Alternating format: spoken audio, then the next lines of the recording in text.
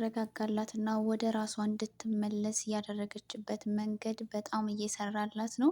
እንግዲህ ገኒ ኤፍራታ በጣም በተደጋጋሚ ራሷ ላይ ጉዳት ለማድረስ እየሞከረች ነበረ።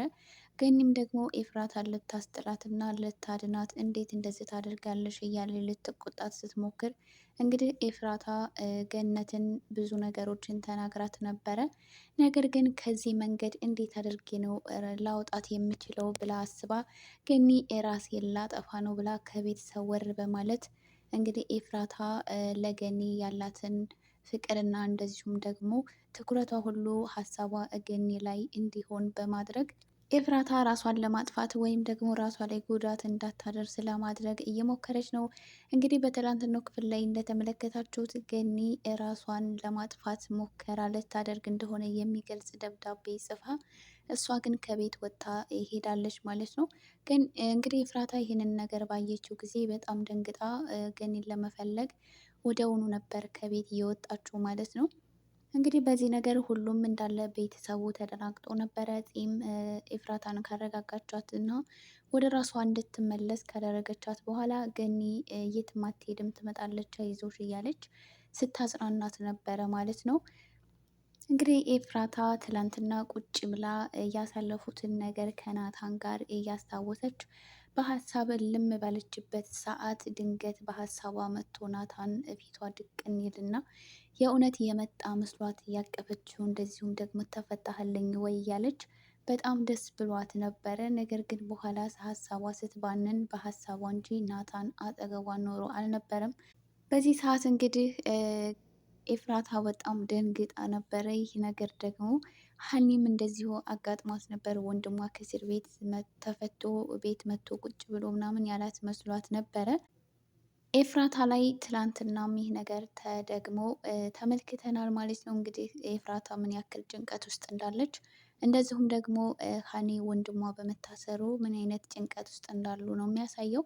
እንግዲህ በትላንትናው ቪዲዮ ላይ እንዳያችሁት ሀኒ ወንድሜን እንድታስፈችልኝ በማለት እንደዚሁም ደግሞ ሉሊትን የወጋቻት ራሷ ኤፍራታ እንደሆነች የሚያሳይ መረጃን ለመያዝ ስልኳን ሪከርድ በመክፈት እንግዲህ ኤፍራታ ጋር ገብታ እሷ እንደወገቻት በተደጋጋሚ እየተናገረች እና ይሄ ነገር ከአንደበቷ እንዲወጣ እያደረገች ነበር ማለት ነው። እንግዲህ ሀኒ በጣም እየጮኸች ፍቅረኛዬን እንድታስፈችልኝ እፈልጋለሁ እያለች ስትጮህባት ነበር። እንግዲህ ያኔት በዚህ ሰዓት ቤት ውስጥ ስለነበረች ከሀኒ ጋር ሊደባደቡ ሞክረው ነበረ።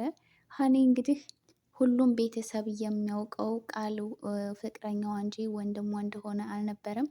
እንግዲህ ያኔት ይህንን ነገር ስትመለከት እንዴ እኔ ሳላውቅ አንቺ ፍቅረኛ ያዝሽ እንዴ ብላ ሳታስበው አመልጧት ነበረ ማለት ነው። እንግዲህ ኤፍራታ በዚህ ሰዓት እንዴ እናንተ ሁለታችሁ ትተዋወቃላችሁ ወይ በማለት በጠየቀቻቸው ጊዜ ሁለቱም ተባብረው ከጥያቄዋን ለማምለጥ ሞክረዋል ማለት ነው። እንግዲህ ያኔትም ከቤት አባራት ነበር ኤፍራታ እንግዲህ ሀኒን ተከትላ በቃ አንቺ ደግሞ ቃልን ፍቅረኛዬ ነው ማለት ጀምርሽ ምናምን እያለች ስታስፈራራት ነበር። እንደዚሁም ደግሞ ሀኒ ከኤፍራታ የሰማችውን በሪከርድ የያዘችውን መረጃ ስታዳምጥ ነበረ። እንግዲህ ሀኒ ወንድሟን ለማስፈታት ከተለያዩ ሰዎች መረጃዎችን ለመሰብሰብ እየሞከረች ነው። ከዛ በመቀጠል ወደ ፂ ጋር ነበር ያመራችው። እንግዲህ ፂ የምታውቀው ቃልንና ሀኒን እሷ እንዳስተዋወቀቻቸው ነበረ። እንዴት ቆይ አንቺ ደግሞ እሱ ከመቼ ወዲህ ነው ፍቅረኛሽ መሆን የጀመረው ብላ ስትጠይቃት አይ አንቺ እኮ ካስተዋወቅሽን ወዲህ በአጋጣሚ ደግሞ አንድ ቀን ከገናኝተን በዚሁ አጋጣሚ ተዋውቀን ፍቅረኛሞች ሆነናል። ስለዚህ ልታግዥኝ እፈልጋለሁ እያለች እያወራቻት ነበረ። ፂ ግን አላመነቻትም። ቢሆንም ግን ፂ በማንኛውም ሰዓት እንደምታግዛት እና የእሷም ወንድም እንደሆነ እስር ቤት የገባው እየነገረቻት ነበረ ማለት ነው። እንግዲህ ሀኒ የተቻላትን ሁሉ ወንድሟን ከዛ ከእስር ቤት ለማስወጣት እየሞከረች ነው። አሁን ላይ እንግዲህ ሉሊት አደብ ገዝታ ቁጭ ብላለች ብትቀመጥም፣ ነገር ግን ያው ተንኮል ማሰቧን አልተወችም። ቢሆንም ግን አሁን ላይ የሉሊትን ቦታ ሸፍና የምትሰራው ያኔት ማለት ነው እንግዲህ እብደቷ እንደቀጠለ ነው። አሁን ቤተሰቡን እንዳለ ማተረማመሱን ተያይዘዋለች። በጣም ብዙ ኮሜንት ያኔት ከድራማው ትውጣልን ምናምን የሚሉ ነው። ግን ያኔት ብዙ ጊዜ ብትቸኩልና የእብደት ባህሪ ቢኖርባትም ነገር ግን የድራማው ድምቀት ናት። አንድ ጊዜ ብታናድድም አንዳንድ ጊዜ ደግሞ ዘና ታደርጋለች ማለት ነው። ሌላው ደግሞ የአቤልና የፂ ፍቅር አሁን ላይ እንግዲህ ተጧጡፏል ማለት ነው። እንግዲህ አቤል ከቢኒያም በተላከው ደብዳቤ ባየው ሰዓት በጣም ተናዶ ነበረ። በቃ ከሱ የሚወስድበት መስሎት በጣም እየተናደደ ፂም ደግሞ ከዚህ ቀደም እንዳገኘችው እና እንደምትደዋወለው አድርጎ ነበር እያሰበው። በዚህ እንግዲህ በጣም ተናዶ ወደ ፂ ስልክ ደውሎላት ፂ ወደ ቤት እንድትመጣ ካደረገ በኋላ ይህ ወረቀት ምንድን ነው እዚህ ላይ የተጻፈው ብሎ ነበረ የጠየቃት ማለት ነው። እንግዲህ በዚህ ሰዓት ፂ ወረቀቱን ባነበበችው ሰዓት ቆይ እንደዚህ አይነት ጨዋታ የሚጫወተው ማን ነው? እና ታዲያ ይሄ ምን ይሁን እያለች ፂ የጥያቄውን በጥያቄ ነበር ስትመልስለት የነበረው ማለት ነው።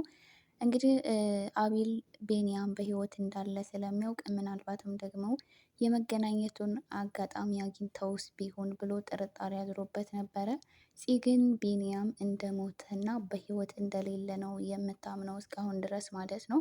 ስለዚህ እሱ እኮ ሞቷል፣ ስለዚህ የሆነ ሰው ሊጫወትብኝ እየሞከረ ነው እና አንተ ደግሞ እንዴት ነው ከሞተ ሰው ጋር ላወራና ልደዋወል ልገናኝስ የምችለው? ቆይ ምን እያልክ ነው? እያለች አቤል ላይ ስትጮህበት ነበረ ማለት ነው። እንግዲህ በዚህ ሰዓት በቃ እሺ ብሎ አቤል ወደ ራሱ ተመልሶ ከፂ ጋር እንግዲህ ወጥተው እየተዝናኑ እና ጥሩ የፍቅር ጊዜ እያሳለፉ ነበረ። አሁን ድረስ ኤፍራታም ገኒ ላይ በተናገረችው ነገር እየተጻጸተች እና እንደዛ መናገር አልነበረብኝም በጣም እኮ ነው የጮኩባት እያለች እንግዲህ የጥፋተኝነት ስሜት ተሰምቷት ራሷን እየወቀሰች ነው።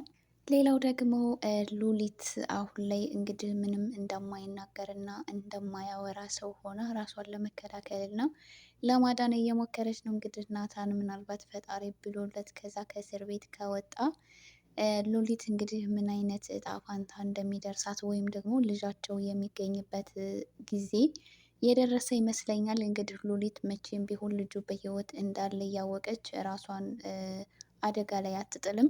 ምናልባትም ኤፍራታ በወጋቻት ሰዓት ስለ ልጁ ጠይቃት ቢሆን ምናልባት ራሷን ለማዳን ስትል ልጁ በህይወት እንዳለና ያለበትን ቦታ ልትናገር ትችል ነበረ። ኤፍራታ ግን ያው ሳታስብ ምንም ነገር ሳትናገር ስለሆነ የወጋቻት በምን አይነት ምክንያት ሉሊት እንደዚህ አይነት ነገር እንደገጠማት ምንም የምታውቀው ነገር የለም። ይህ ሁሉ ነገር ግን የያኔት ስራ ነው።